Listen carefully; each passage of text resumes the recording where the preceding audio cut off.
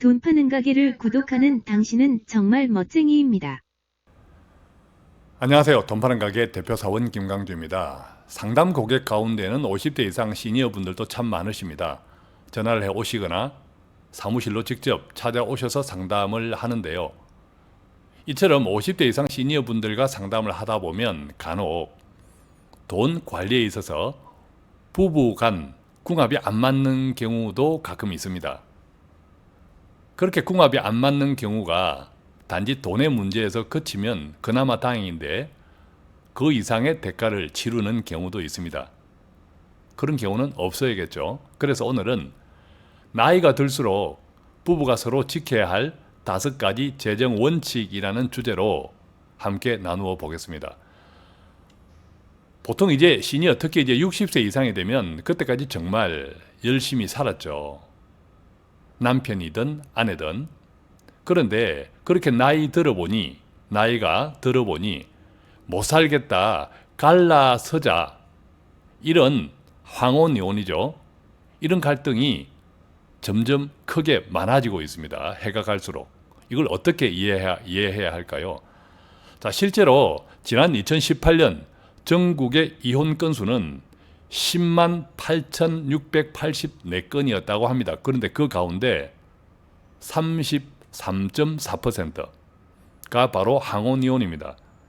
여기서 이제 항혼이혼에 대한 기준은 혼인기간이 20년 이상이 된 부부들의 이혼을 그렇게 부릅니다. 자, 일반적으로요, 이 부부 갈등이 가장 높은 시기가 언제일까요? 우리가 결혼을 하고 만약 20대 또는 30대, 40대, 50대, 60대 이후 이렇게 조금 연령대별로 나누었을 때 부부 갈등이 가장 높은 시기는 어느 연령대일까요? 자, 한국보건사회연구원에서 이제 가족 갈등과 대응 방안 연구라는 이 보고서를 한번 발간을 했었는데 거기에 뭐 이렇게 좀 정리가 되어 있습니다. 부부 갈등은 연령이 많아질수록 높아진다고 합니다. 그러다가 이제 60대 초반에 크게 감소한다고 하는데 이것을 저는 어떻게 해석해 보냐 하면 아무래도 이제 결혼을 해서 자녀를 낳고 연령이 많아지면 이게 책임도 많아지고 일반적인 여러 가지 스트레스들이 많아지죠. 그러다 보니까 이제 부부 간의 갈등도 높아지다가 60대 초반 크게 감소합니다.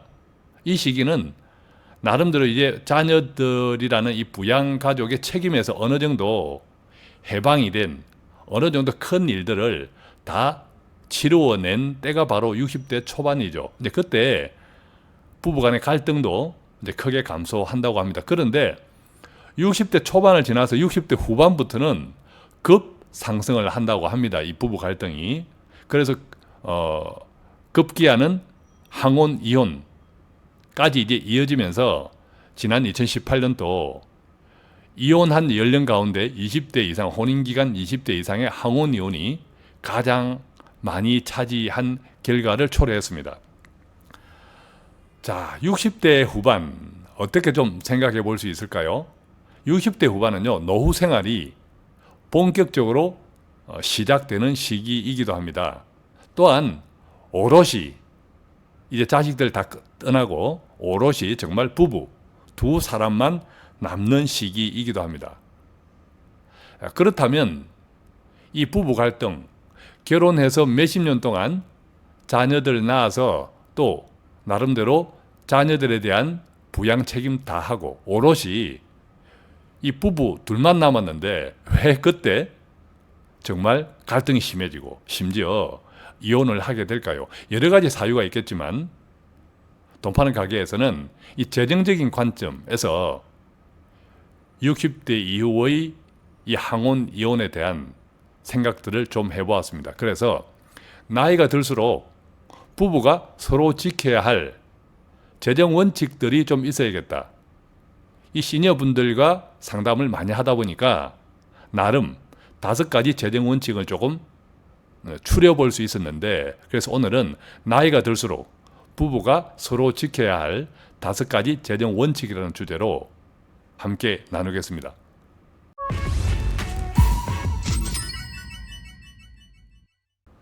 자, 나이가 들수록 부부가 서로 지켜야 할 5가지 재정 원칙. 그 첫 번째는요, 세컨 라이프, 즉 은퇴 이후의 이 삶을 부부가 서로 인정하고 또한 배려해야 한다는 겁니다. 저도 남자지만 일반적으로 이제 아버지 그리고 남편은 나중에 이제 60대 이후가 되면 어느 정도 이 경제 또는 사회적 성취를 이루었죠. 끝낼 건 또 끝내두었고, 그러다 보니까 조금 편해져야 하는데 여전히 경직된 채로 남아있는 경우가 많습니다. 즉 가장으로서의 책임이 끝났는데도 불구하고 여전히 그 책임의식에 사로잡혀 있는 경우, 또한 이 권위가 계속 이 가장으로서 오랜 기간 자녀들을 양육해 오는 동안 한 집안의 가장으로서 가졌던 권위 의식을 내려놓지 못하는 습관처럼 그런 경우도 많습니다. 60대 이후에 이 남편 또는 아버지의 모습을 좀 이제 재미있게 묘사한 글이 있어서 한번 가져와 보았는데요. 이 글을 통해서 남편, 60대 이후의 남편 또 아버지의 그 어떤 정서를 이해할 수 있지 않을까 생각이 듭니다. 포온 글입니다. 아버지의 아들. 장성하여 결혼을 하고 부모와 따로 사는 아들이 있었는데 그는 어머니와 전화로 자주 소식을 주고받는데 아버지와는 무심하게 지내고 있었다고 합니다. 대체로 이렇죠. 그러던 어느 날 아들은 갑자기 이런 생각을 하게 되었다고 합니다. 아버지 때문에 내가 이렇게나마 잘 살고 있는데 아버지께 제대로 감사해 본 적이 없구나. 철이 들었네, 그죠? 어머니만 부모였지 아버지는 손님처럼 여겼구나.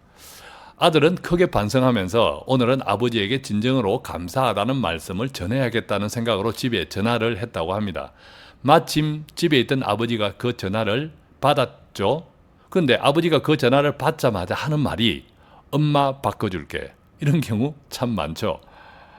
이 자녀들과 아내 사이에서 아버지는 맨날 이 교환수만 했으니까 자연스럽게 그런 대답이 나왔던 거죠.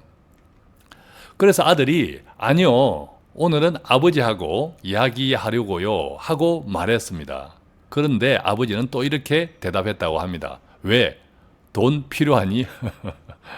그러니까 자식에게 아버지는 평생 돈 주는 사람이었던 셈이죠. 아들은 다시 말했습니다. 아버지께 큰 은혜를 받고 살면서도 그동안 너무 불효했던 것 같아서 오늘은 아버지와 이런저런 말씀을 나누고 싶어요. 그랬더니 잠시 말이 없던 아버지가 이렇게 말했다고 합니다. 어떻게 말했을까요? 한번 짐작해 보십시오.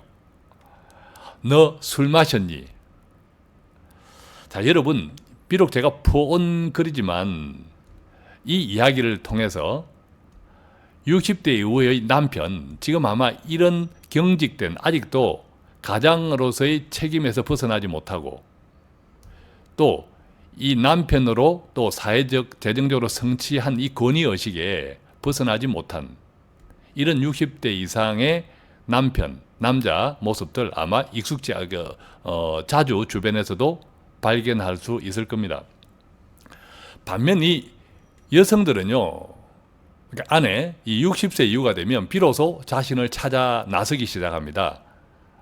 그렇죠. 대체로 지금은 뭐 이렇게 성평등이 많이 나아졌다고 하지만 지금 시니어 분들 이 시대에는 여성은, 아내는, 엄마는 그저 가정에서만 있었던 분들이죠.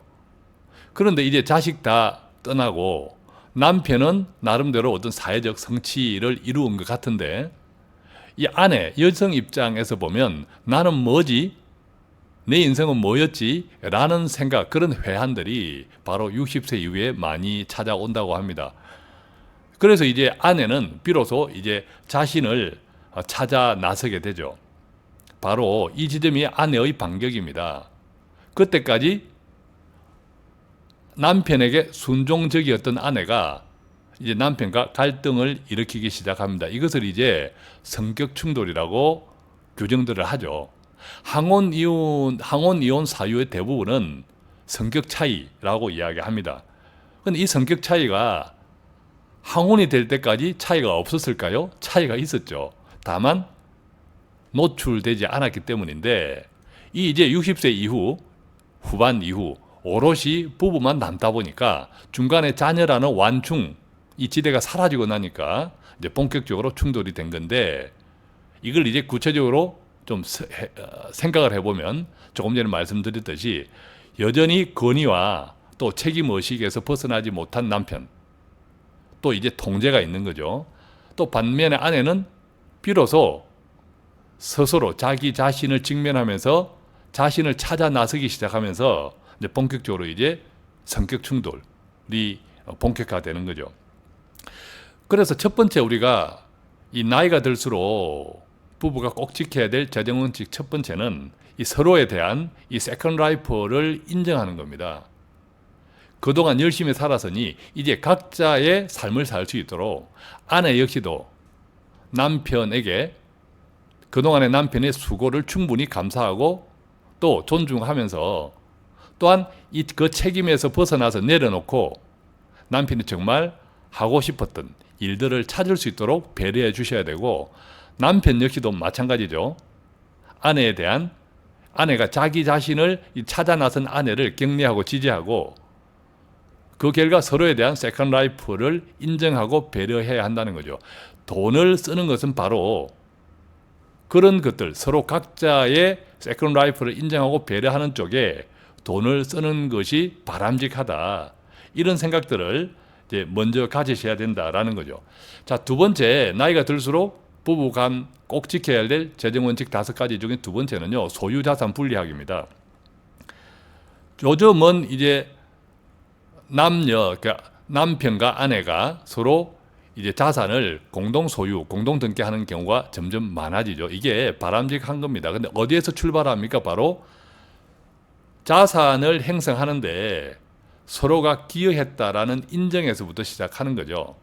대체로 남편이 바깥에서 돈을 많이 벌죠. 주로 이제 돈 버는 일을 하고, 아내는 가정 또 자녀들을 양육하는 일들을 많이 해왔습니다. 그 역할들이 지금은 또 다 이제 같이 하지만, 같이 하는 경우가 점점 많아지고 있지만, 그래서 돈을 누가 벌었다?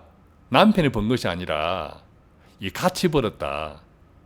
이런 이 자산 형성을 하는데 똑같이 기여를 했다. 이것을 인정하는 것에서부터 바로 이 소유자산 분리하기는 시작한다라는 거죠. 자, 이것이 아까 조금 전에 세컨드 라이프, 인정과 배려의 그 결과입니다. 인정과 배려의 결과가 바로 소유자산을 분리하기, 인정하기로 이제 나온다는 거죠. 우리가 이제 공동소유, 부부 공동소유 혹은 또 자산별로 재산이 많은 분들은 자산별로 나누어서 사전 정리한다든지, 보통 우리가 한 6억 원까지는 부부간 세금 없이, 정려세 없이 또 나눌 수 있지 않습니까? 사전 정리한다 이렇게 해두면 세금 측면에서도 유리합니다. 예를 들면 부부 공동 소유만 하더라도 양도세, 또 종합부동산세 이런 등등에서 그만큼 각각의 재산 분할목만큼 또 이제 세금이 분할 서로 분리되어서 세금이 납부되니까 누진세 이런 것도 좀 피할 수 있고 등등 이제 많은 혜택이 있죠. 특히 이제 소유자산 가운데에는 연금자산, 예를 들면 남편의 공무원이었다면 이 공무원 연금 또는 일반적인 어떤 국민연금, 이런 것들을 이제 연금자산들을 서로 이제 분할할 수 있습니다. 대단히 중요한 부분이죠. 자, 이런 분할이 결과적으로 이제 갈등의 끝이 분할일 수도 있습니다.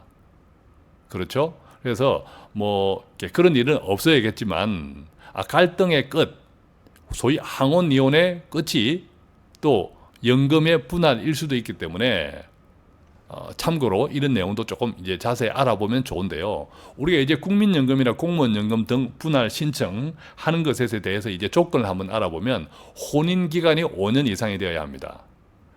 이때 이 혼인 기간이 5년 이상이라고 할 때 이 기간은 꼭 법적 혼인 기간이 아닌 실질적으로 같이 살았던 부부로 실질 혼인 기간을 뜻합니다.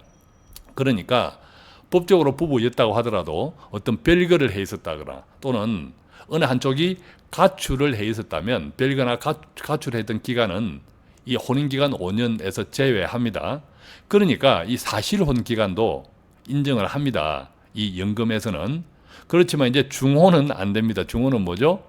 일종의 우리가 이제 첩이라고 이야기하죠. 아내가 있는데 또 다른 뭐 여성이 있는 경우. 근데 이런 중혼은 사실혼 관계로 인정이 되지 않지만 어쨌든 이제 아내와는 이 법적 혼뿐만 아니라 사실혼도 혼인 기간 이상이 되면 5년 이상이 되면 국민연금, 공무원연금 분할 신청이 가능하다라는 거죠. 두 번째 조건은 이 국민연금 또는 공무원연금의 납입 기간은 5년 이상이 되어야 합니다. 또한 세 번째, 본인이 60세 또는 배우자가 60세에서 65세, 즉 수급 대상, 연금 수급 대상 연령 이상이 되어야 합니다. 그런데 이때 이제 분할할 수 있는 연금, 그 연금액은 어떻게 될까? 이 분할 대상 금액은 이 실질 혼인 기간 동안 실제로 불입한 금액을 대상으로 합니다.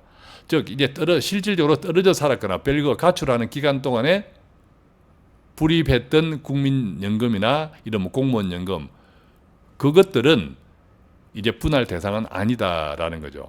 그래서 아까 혼인기간, 실질적인 혼인기간 5년 이상, 여기에는 그 실질 혼인기간 동안 불입했던 이 연금액이 바로 분할 대상이다. 이제 이렇게 이해하시면 되겠고요. 그렇다면 이제 분할 신청하는 시점과 분할 비율은 어떻게 될까? 분할 신청은 언제 할 수 있냐 하면, 만약 이혼을 했다면 이혼 후 3년 이내 또는 수급 연령 도달 후 5년 이내, 이렇게 수급 연령 도달이니까 보통 이제 뭐 우리가 나이에 따라서 지금 60세에서 65세 사이에 국민연금을 수급할 수 있는데, 이 수급 연령 도달 후 5년 이내에 바로 연금 분할 신청을 할 수 있습니다.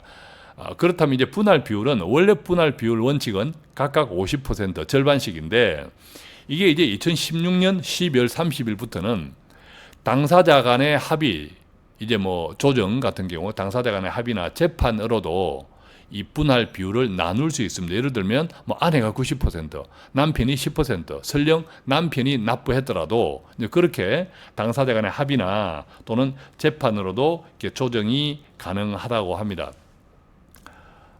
그런데 이제 뭐 최근 판례를 보면 아까 뭐 이혼 후 3년 이내 또는 수급 연령에 도달한 때로부터 5년 이내, 이런 조건들이 있었죠.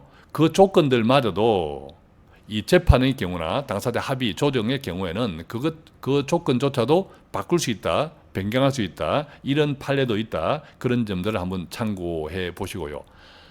자, 세 번째는요, 나이가 들수록 부부간 꼭 지켜야 될 재정 원칙 세 번째는 이 연금 있죠, 은퇴.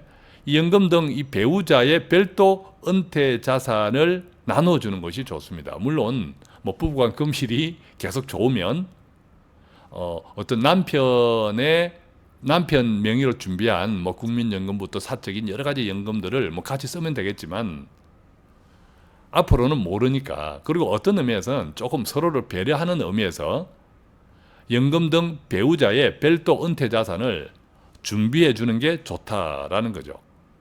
어쨌든 뭐 똑같은 100만 원을 나누어 써도 되고, 또 각각의 50만 원을 또 같이 써도 좋잖아요, 그죠? 그런데 살아보면 내 명의로 뭔가 돈이 나온다는 것, 특히 이제 아내분들 같은 경우 내 명의로 뭔가 돈이 나온다는 것이 의미가 상당히 다릅니다. 그래서 남편분이 아내를 위해서 아내 명의로 된 이런 연금이나 배우자의 별도 은퇴 자산을 만들어준다면, 아내는 남편에 대한 그 배려를 느끼면서 훨씬 더 따뜻한 부부 관계를 오랫동안 또 이렇게 가져갈 수 있겠죠. 그래서 어떤 이제 아까 이제 뭐 사전 정려 뭐 이런 등등을 통해서 사전 정려 또는 이제 분할 자산을 활용한 임대소득, 뭐 그런 것도 일종의 배우자의 은퇴 자산이 되겠죠. 또 마찬가지로 분할 사전 정려 혹은 분할 자산을 통한 이렇게 월지급식, 뭐 다양한 금융 상품들, 뭐 이런 내용들로 좀 구성을 할 수 있겠다. 그래서 이 부부 간의 사전 정려, 또 이게 재산 분할, 자, 이런 것들이 꼭 나쁜 것이 아니라, 우리가 이제 은퇴 이후 60세 이후에 서로 살아가야 되는 기간이 너무 길잖아요. 30년, 40년. 그때 이 부부 간의 돈 관리에 대한 갈등을 최소화시키는 것도 지금까지 살아왔던 것을 서로 존중하고 앞으로의 세컨드 라이프를 서로 배려하고 인정하는 측면에서 이 연금이나 이런 배우자, 즉 부부 간의 별도 은퇴 자산을 갖는 것, 이것도 굉장히 지혜로운 것이다. 자, 이렇게 생각해 보면 좋겠고요. 5가지 가운데 다섯 번째는 이렇습니다. 네 번째는 큰 돈 지출 합의하기.